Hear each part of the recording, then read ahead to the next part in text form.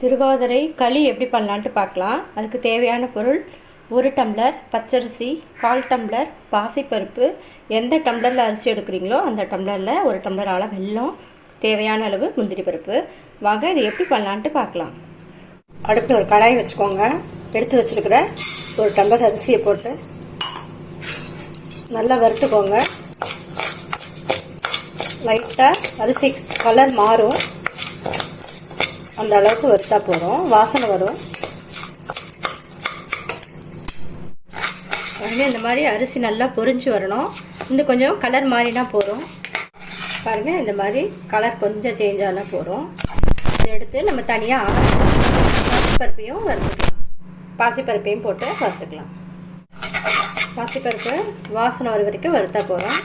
எடுத்துடலாம். இப்போ ரெண்டுத்தையும் தட்டில் கொட்டி ஆற வச்சுருக்கோம். அது கூடவே ஒரே ஒரு கிராம்பு, 3 ஏலக்காய் இதையும் போட்டு நல்லா ஆறின பிறகு மிக்சியில் பொடி பண்ணிக்கலாம்.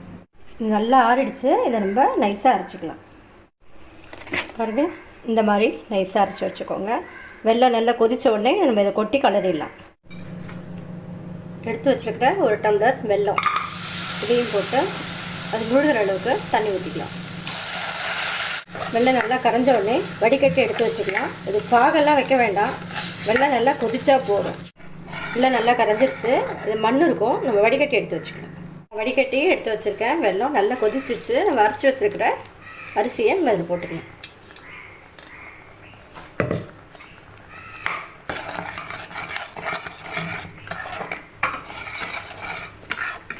உங்களுக்கு பார்க்கறதுக்கு தண்ணியாக இருக்கிற மாதிரி இருக்கும். அப்படியே இறுகிடும் உங்களுக்கு. பாருங்கள், நல்லா இறுகி வருது. இது அப்படியே நம்ம குக்கரில் வச்சு வேக வச்சுக்கலாம். பாருங்கள், நான் குக்கரில் வச்சு நல்லா ஒரு 4 சவுண்டு விட்டு வேக வைக்க போகிறேன். குக்கர்லேருந்து எடுத்துட்டேன். நல்லா இறுகிடுச்சு. பாருங்கள், நல்லா வெந்திருக்கு. திருவாதிரை களி ரெடி ஆகிடுச்சு.